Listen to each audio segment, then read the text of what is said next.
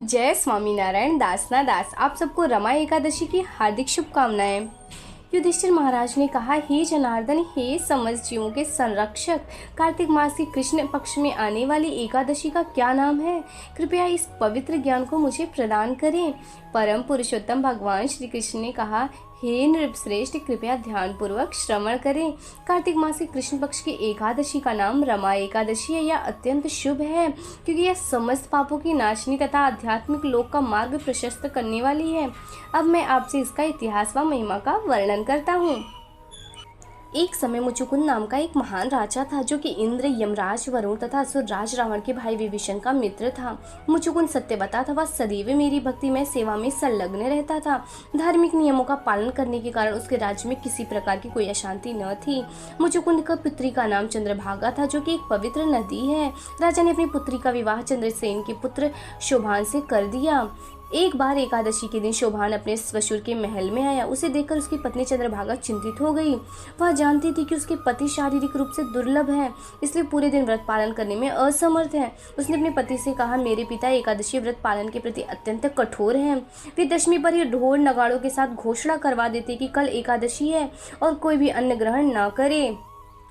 शोभान ने नगाड़ों की ध्वनि सुनते हुए अपनी पत्नी से पूछा, हे सुंदरी, अब मैं अपने जीवन की रक्षा किस प्रकार करूं और साथ ही तुम्हारे पिता की बात भी रह जाए?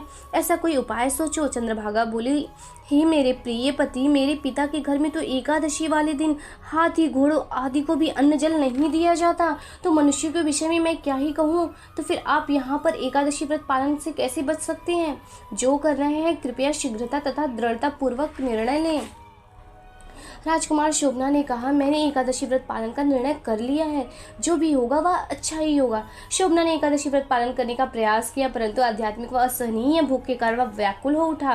अंततः सूर्यास्त का समय आया। सभी वैष्णव भक्तों ने रात्रि पर भगवान हरि की पूजा अर्चना का आनंद लिया, परंतु राजकुमार के लिए रात्रि पूर्णतया असहनीय हो गई थी।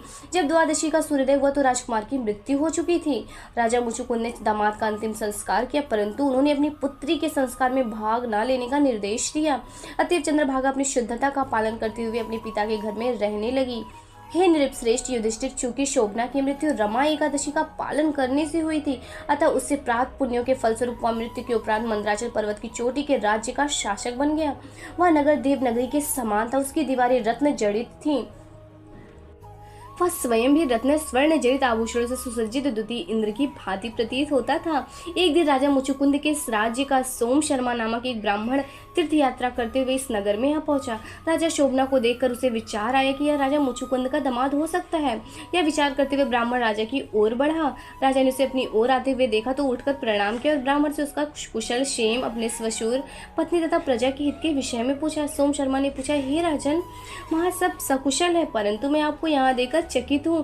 कृपया यह बताइए कि यह सब कुछ किस प्रकार हुआ? आपको यह सुंदर नगर किस प्रकार प्राप्त हुआ? तब राजा शोभना ने अपनी कथा सुनानी प्रारंभ की। चूंकि मैंने रमा एकादशी के दिन व्रत का पालन किया था, इसके फलस्वरूप मुझे यह सुंदर नगर प्राप्त हुआ है, परंतु यह ऐश्वर्य अस्थायी है, अतः इस न्यूनता को दूर करने का कोई उपाय बताइए। सोम शर्मा ने पूछा कि ऐसा क्यों है? तो शोभना ने उत्तर दिया, क्योंकि मैंने बिना किसी श्रद्धा के रमा एकादशी का पालन किया था, इसलिए यह नगर अस्थायी है। अब आप सुने कि यह अस्थायी कैसे बन सकता है? आप वापिस जाकर राजा मुचुकुंद व मेरी पत्नी को इस स्थान व मेरे विषय में बतलाइए। निश्चित रूप से यदि आप शुद्ध हृदय वाले ब्राह्मण हैं तो आपके द्वारा यह सब कुछ उन्हें बताने पर अस्थायी हो जाएगा। अतएव ब्राह्मण ने अपने नगर में लौटकर चंद्रभागा को समस्त वृत्तांत कह सुनाया। चंद्रभागा अपने पति के विषय में सुनकर अत्यंत चकित व हर्षित हो उठी। ब्राह्मण ने कहा कि अब वो उस नगर को अस्थायी करने का उपाय ढूंढ सकती है। चंद्रभागा ने ब्राह्मण से उसे उस स्थान पर लेकर चलने को कहा। चंद्रभागा व ब्राह्मण उस सुंदर नगर की ओर चल पड़े। पर्वत की तलहटी पर वामदेव का आश्रम था। चंद्रभागा ने वामदेव को प्रणाम किया व अपनी कथा कह सुनाई। उसका कथन सुनकर वामदेव ने वेदों से कुछ श्लोकों का उच्चारण कर उसका अर्थ जल चंद्रभागा पर छिड़क दिया। उस महान ऋषि के अनुष्ठानों के प्रभाव स्वरूप उसे अनेक एकादशियों का पुण्य प्राप्त हुआ और उसका शरीर दिव्य बन गया। चंद्रभागा ने अपनी यात्रा जारी रखी। शोभान ने अपने मंदराचल पर्वत की चोटी से अपनी पत्नी को आते हुए देखकर वह हर्षित होकर उसे पुकारने लगा। चोटी पर पहुंचकर चंद्रभागा ने अपने पति से कहा, हे प्रियतम, मैं 8 वर्ष की आयु से ही एकादशी व्रत का श्रद्धा पूर्वक पालन कर रही हूँ। यदि मैं उसका अधिक पुण्य आपको दे दूं तो निश्चित रूप से आपका यह राज्य अस्थायी हो जाएगा और जल प्रलय आने पर इसकी समृद्धि बढ़ती रहेगी।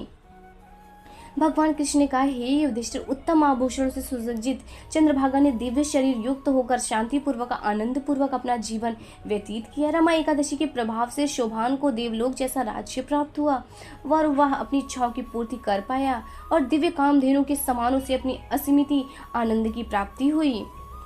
हे नृपश्रेष्ठ, जो व्यक्ति कृष्ण पक्ष व शुक्ल पक्ष के दोनों एकादशियों के भेद ना करके दोनों का ही पालन करता है, निस्संदेह वह ब्राह्मण हत्या के पाप से भी मुक्त हो जाता है। जिस प्रकार काली व सफेद दोनों प्रकार की गाय उत्तम पुण्य प्रदान करती हैं, उसी प्रकार दोनों एकादशियां उत्तम पुण्य प्रदाता व जन्म मृत्यु के चक्कर से मुक्ति देने वाली हैं। जो व्यक्ति रमा एकादशी की कथा का श्रवण मात्र भी करता है, वह सभी प्रकार के पापों से मुक्त हो जाता है और उसे भगवान श्री हरि विष्णु का परम धाम प्राप्त होता है। एकादशी पूजा विधि। सुबह जल्दी उठकर स्नान आदि से निवृत्त हो जाएं। भगवान विष्णु को गंगा जल से अभिषेक करें। भगवान विष्णु को पुष्प और तुलसी दल अर्पित करें।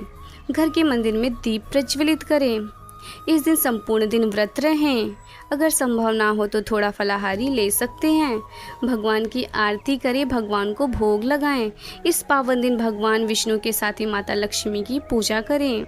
इस दिन अधिक से अधिक श्री हरि का नाम का कीर्तन करें।